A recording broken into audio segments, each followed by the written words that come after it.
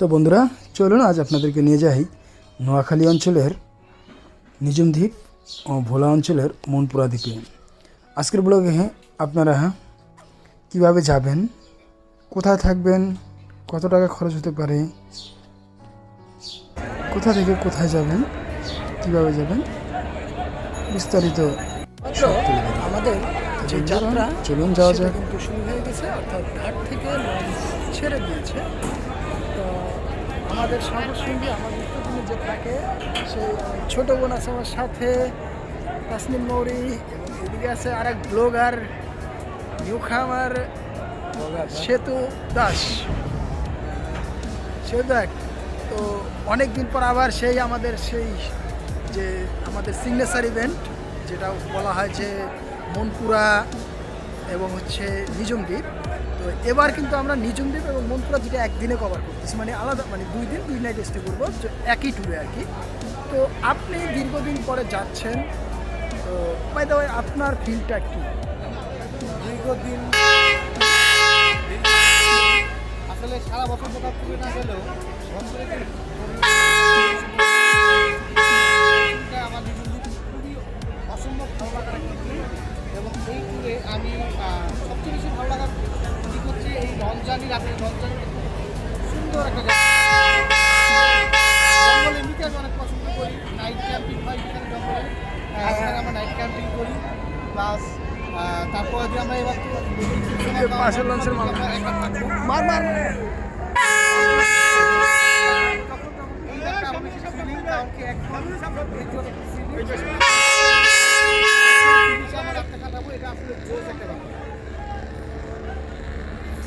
আমাদের লঞ্চ তো সবচেয়ে যে মজার সবচেয়ে ব্যাপারটা হচ্ছে খুব হয় আমাদের, যেমন নিজেরা রান্না করার যে একটা ব্যাপার থাকে, বার্বিকিউ পিছিয়ে পারে, বার্বিকিউ অথবা জঙ্গলে একটা বার্বিকিউ ব্যবস্থা যে একটা করি, সেই জিনিসটা আমাদের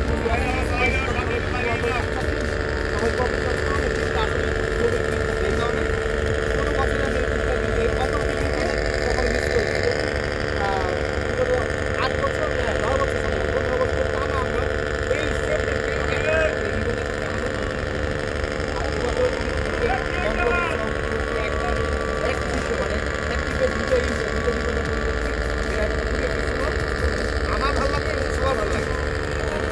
ধন্যবাদ শিল্পীকে, খুব সুন্দর আমাদের দিলেন। আর লঞ্চ হচ্ছে আমাদের লঞ্চের মাস্টার চালাবেন। এই যে লঞ্চ ছেড়ে দিয়েছে, আমরা বাকি কথা আপনাদের সাথে নিজুম দ্বীপ গিয়ে।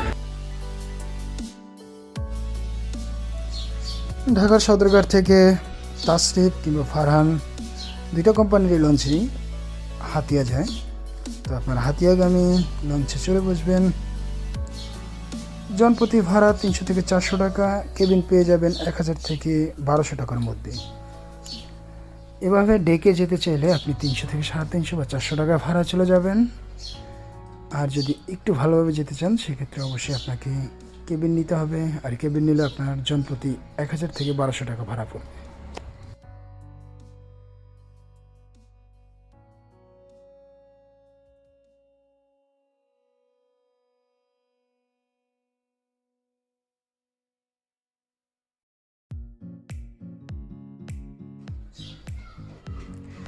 যেহেতু মনপুরার লঞ্চ বিকালেই সারে, তাই রাতের খাবারটা আমরা লঞ্চে সেরে নিলাম।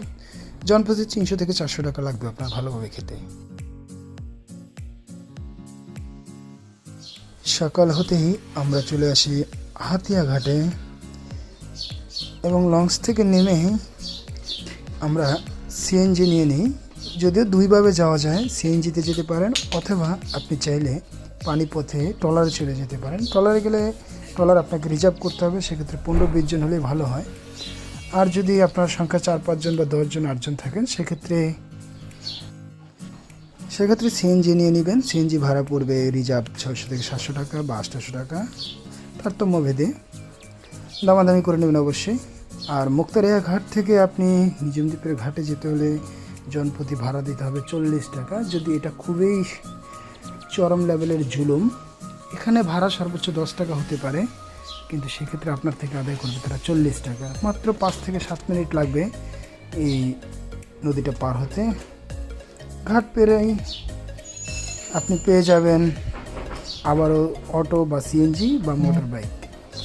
তো মোটর বাইকে 100 টাকা করে ভাড়া, সিএনজি অটোতে 70-80 টাকা, 50 টাকা, এরকম তারতম্য ভেদে। অবশ্যই দামাদামি করে নেবেন, কারণ এই অঞ্চলের মানুষ দামাদামি করতেই পছন্দ করে।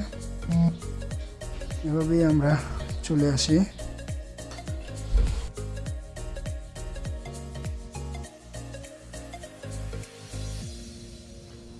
অসাধারণ সুন্দর মনোমুগ্ধকর এই গ্রামের রাস্তা। আমরা অটো নিয়েছিলাম, যেহেতু আমরা সংখ্যায় ছিলাম 7-8 জন।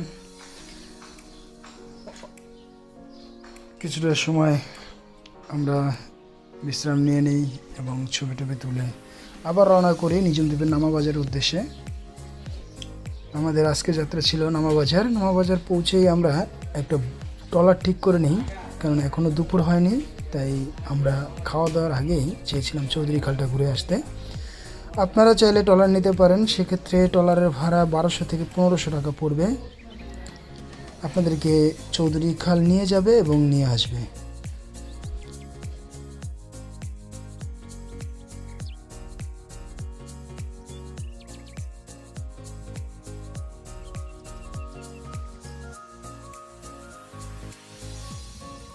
নামাবাজার থেকে রওনা দিয়েই আমরা সামনে পেয়ে যাই মহিষের পাল। এক পাশে মহিষের পাল, অন্য পাশে বন, অসাধারণ পাখির ওড়াউড়ি, দেখতে ভালোই লাগছিল।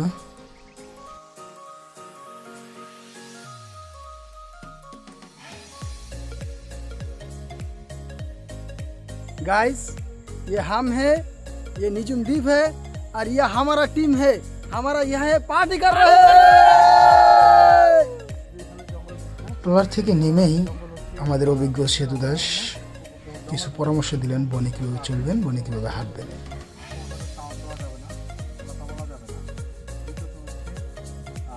প্লাস্টিক ময়লা আবর্জনা বা প্লাস্টিক প্যাকেট থেকে ফেলা যাবে না।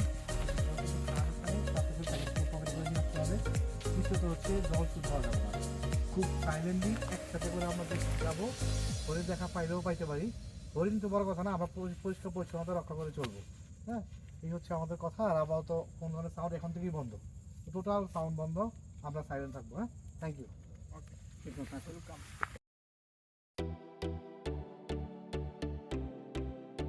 আমরা হেঁটে চললাম বনের ভিতরে হরিণের খোঁজে। যদি হরিণ পাওয়াটা আপনার জন্য ভাগ্যের ব্যাপার হবে, কারণ সবসময় হরিণের দেখা পাওয়া যায় না।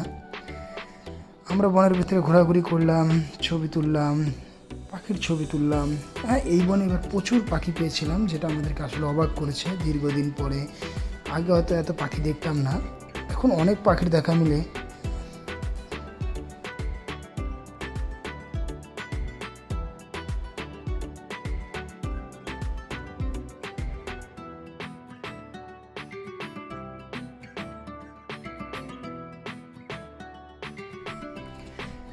কিছুদূর যেতেই বনের ভিতরে আমরা এক সুন্দর পুকুরের দেখা পাই। পানির রং ছিল অসাধারণ।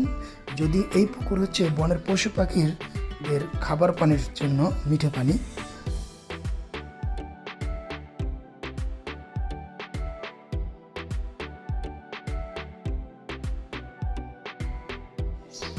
মূলত আমরা এই ট্যুরে অনেক দুষ্টুমি লাফালাফি করেই কাটিয়েছি। এই দুষ্টামির নমুনাগুলি আরও সামনে দেখতে পাবেন।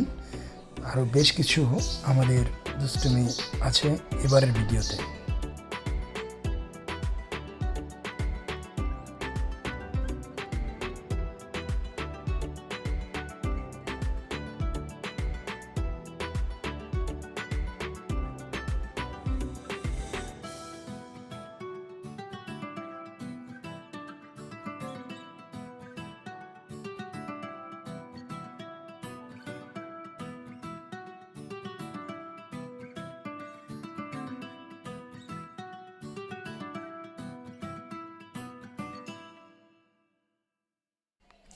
পুকুর দেখা শেষ করেই আমরা আবার রওনা হয়ে যাই বনের ভিতরটায় ঘুরে দেখার জন্য। দল বেঁধে নিঃশব্দে আমরা বনের ভিতরে হাঁটাহাঁটি করতেছিলাম, যাতে করে হরিণের দেখা পাই। কিন্তু দুর্ভাগ্য, আমরা এই চৌধুরী খালের অংশে কোনো হরিণের দেখা পাইনি।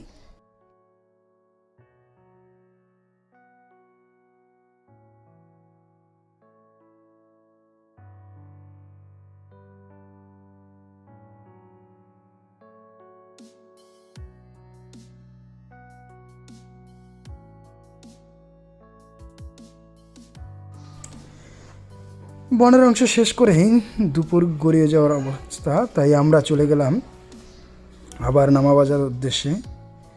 সেই সাথে নদীর অসাধারণ দৃশ্য দেখতে দেখতেই আমরা চলে এলাম আমাদের নামাবাজার। আজকে দুপুরের খাবারটা আমরা নামাবাজারেই সেরে নিব। আর নামাবাজারের এখানে নোঙর করা যেই ট্রলারগুলি থাকে, এগুলি মূলত বর্ষায় মাছ ধরার উদ্দেশ্যে বের হয়। যদিও এখন ভাটা, তাই এই ট্রলারগুলি এখানেই বাঁধা। এগুলি সব সমুদ্রে মাছ ধরার জন্যই যায় এবং মাছ ধরে নিয়ে আসে, আর ট্রলারগুলি এখানেই নোঙর করা থাকে।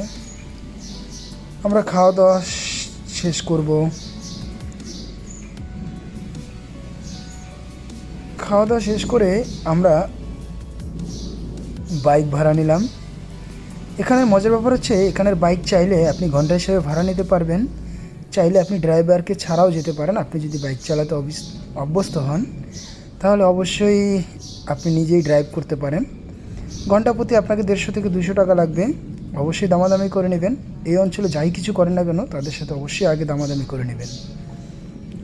আমরা মোটামুটি 2 থেকে 3 ঘন্টার জন্য বাইক ভাড়া নিয়েছিলাম এবং বাইক ভাড়া করে আমরা মোটামুটি আমাদের খারাপ হয়নি, কেননা আমরা এই বাইক ভাড়া করেই চলার পথে হরিণের দেখা পাই। তো আমরা কিছু দূর যেতে আমাদের সামনের যে বাইক ছিল সেটা হঠাৎ দাঁড়িয়ে যায় এবং দাঁড়ানোর অংশের শেষ অংশে কিন্তু আমরা বড় বড় 2-3টা হরিণের দেখা পাই। আপনারা একটু ভালো করে লক্ষ্য করলে খেয়াল করবেন, এই অংশটা ওই যে হরিণটা দৌড় দিয়েছিল সামনে থেকেই। যদিও পরে আর হরিণের দেখা পাইনি। আমরা বনের চতুর্দিকটা খুব ভালো করে, যেহেতু আমাদের হাতে অনেক সময় ছিল, তাই আমরা ঘুরে দেখেছিলাম।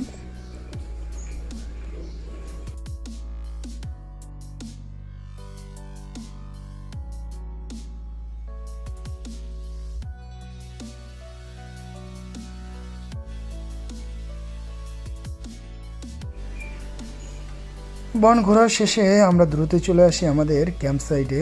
আজকে আমাদের ক্যাম্প করব নামাবাজারের বনের ভিতরে, কেননা নদীর পাড়ে অনেকেই ক্যাম্পিং করেছে, যেটাতে খুব হুলস্থুল অবস্থা। তাই আমরা ক্যাম্প সাইটটা বেছে নিই বনের ভিতরে একটা নীরব জায়গায়, যেখানটা আসলে প্রকৃতির সাথে কাটানোর মতো। সন্ধ্যা গড়িয়ে রাত হতেই আমরা আমাদের বারবিকিউ পার্টি ও ক্যাম্প ফায়ার শুরু করে দিই।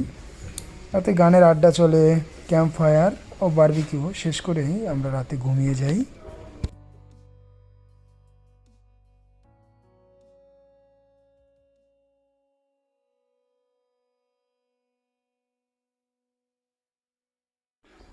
সকালে ঘুম থেকে উঠেই আমরা আশেপাশের সাইট সিন করতে বের হই এবং চমৎকার একটা সকাল পাই। সকাল শেষে আমরা ব্যাকপ্যাক গুছিয়ে আজকে আমরা রওনা হব নিজুম দ্বীপ থেকে। বোটে চড়ে হচ্ছে মনপুরার উদ্দেশ্যে। যদিও এ যাত্রায় আমাদেরকে অনেকটা পথ পাড়ি দিতে হয়েছিল, প্রায় 2 কিলোমিটার পথ পায়ে হাঁটতে হয়েছে, কারণ নদী শুকিয়ে চর পড়ে যাওয়ায় প্রায় দীর্ঘ 2 কিলোমিটার চরের মধ্য দিয়ে আমাদেরকে হাঁটতে হয়েছে।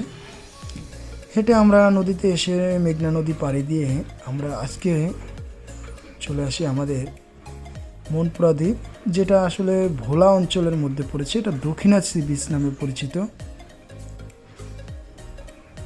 আর এই সি বিচেই আজকে আমরা থাকব এবং রাতের খাওয়া দাওয়া থেকে শুরু করে সব কিছু আজ এখানেই হবে।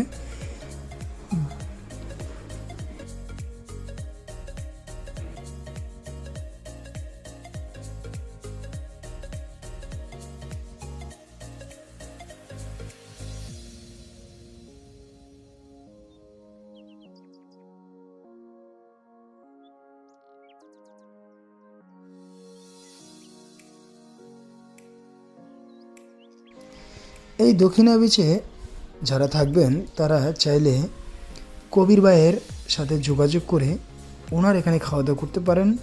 উনি নিজেই রান্না করে খাওয়ান এবং 2-4টা তাঁবুর ব্যবস্থাও উনি করে দিতে পারবেন। তাই স্ক্রলে আমি তার নাম্বারটা দিয়ে দিব, চাইলে আপনারা তার সাথে যোগাযোগ করে বা আমার পরিচয় দিয়ে আপনারা তার ওখানে খাওয়া দাওয়া করতে পারেন।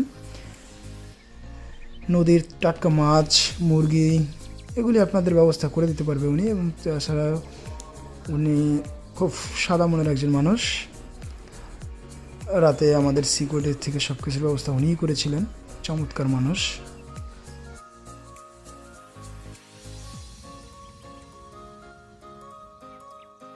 খাওয়া দাওয়া শেষ করেই আমরা চলে যাই সমুদ্রের পাড়ে।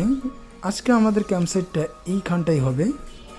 যেহেতু আমরা গতকাল ক্যাম্পিং করেছিলাম বনের ভিতরে, তাই আজকে আমরা বেছে নিয়েছিলাম সমুদ্র সাইডে। টেন্ট পিচ করে ফেলি বেলা গড়ানোর আগেই, কেননা সন্ধ্যা হলে টেন্ট পিচ করা সত্যি কষ্টসাধ্য।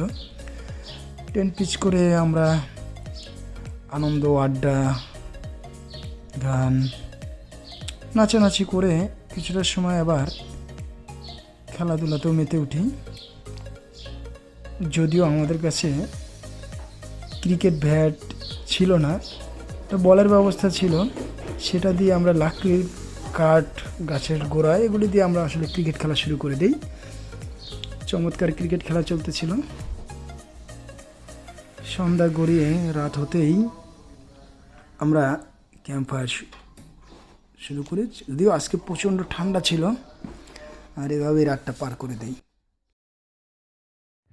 চুল তার কবেকার অন্ধকারে বিদিশার নিশা, মুখ তার শ্রাবস্থির কারুকার্য, অতি দূর সমুদ্রের পর হাল ভেঙেছে, নাবিক হারিয়েছে দিশা।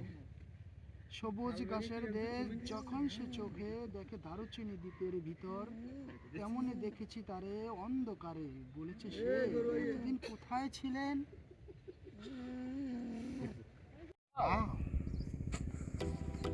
Red color, wow, wow, wow. Wow, wow, wow. Green color, oh my god, wow. Purple, purple, purple, so beautiful. So elegant, just looking like a wow. সকাল হতেই বিনোদন পর্ব শেষ করে আমরা রওনা হই আজকে মনপুরা লঞ্চ ঘাটের উদ্দেশ্যে। এইখানেও একটা সুবিধা আছে, আপনি বাইক ভাড়া করে যেতে পারেন কিংবা অটোতে করে যেতে পারেন। আর যদি আপনি বাইক ড্রাইভ করতে জানেন তাহলে আপনি নিজেই বাইক চালাতে পারবেন, ড্রাইভারদের কোনো সংকোচ থাকবে না। সেক্ষেত্রে আপনাদেরকে প্রতি বাইকের ভাড়া দিতে হবে 400 টাকা। আমরা অসাধারণ এই অঞ্চলটা ঘুরে দেখে তারপরে একটা বাজারে বিশ্রাম করি এবং চা খেয়ে নিই। খেয়ে আবার উদ্দেশ্য আমাদের সেই মনপুরা ঘাট, কারণ 2টার মধ্যে আপনাকে অবশ্যই এই মনপুরা ঘাটে থাকতে হবে, কারণ 2টা থেকেই হচ্ছে মনপুরা থেকে লঞ্চ ঢাকার উদ্দেশ্যে ছেড়ে দেয়। তো আমরা আগে থেকেই কেবিন বুক করে রেখেছিলাম আমাদের জন্য, তাই রিল্যাক্স মুডে হচ্ছে নদীর পাড়ে বসে সময় কাটাই। এবং অসাধারণ একটি নদীর পাড়, এখানে ফটো সেশন থেকে শুরু করে যে সময়টা কাটিয়েছিলাম অসাধারণ একটি সময়। তারপরে আমাদের লঞ্চ চলে আসে আর আমরা লঞ্চে করে চলে আসি আমাদের সেই ঢাকার উদ্দেশ্যে। অসাধারণ নদীপথ যাত্রাপথে আমরা দেখতে পাই অনেকগুলি লঞ্চ ঘাট, মির্জাকালু লঞ্চ ঘাট, বরানদী লঞ্চ ঘাট। এভাবেই দেখতে দেখতে আজকের আমরা বিদায় নেই। আপনারা ভালো থাকবেন, আমাদের জন্য দোয়া করবেন। ভালো থাকুন, আল্লাহ হাফেজ।